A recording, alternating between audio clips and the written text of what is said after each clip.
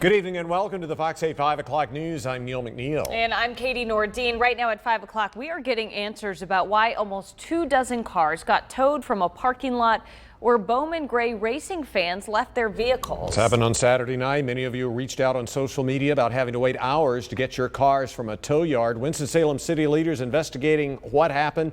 So has Fox 8's Tess Bargeber been doing today. Tess, you spoke with fans who say they paid hundreds to get their cars back without knowing why they were towed in the first place. That's right, Neil. A lot of frustrated families parked in this lot right behind me. Some of them telling me that they have parked in this lot for years. They've never had a problem and they've never seen this sign until this past weekend.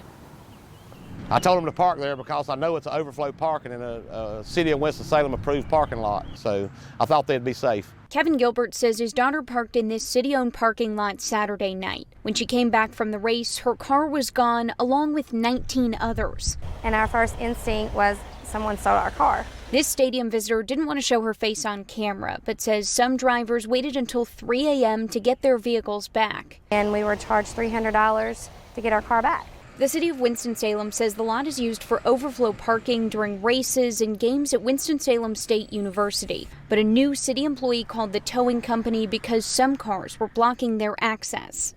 There were some vehicles that were illegally parked in spaces that said no parking anytime. So we do know that was a situation that happened. The city says they'll reimburse drivers who were parked legally. But Gilbert says his daughter's car was damaged in the towing process. We got the car out. We noticed there was all kind of damage. The front bumper cover was torn off. The window sill was messed up. The window tint. He hopes those costs are reimbursed too. While he's frustrated, he says he'll keep coming back to Bowman Gray. And we love racing cars. It's in my blood. It's in my family, and that's what we do. We'll be back next Saturday night.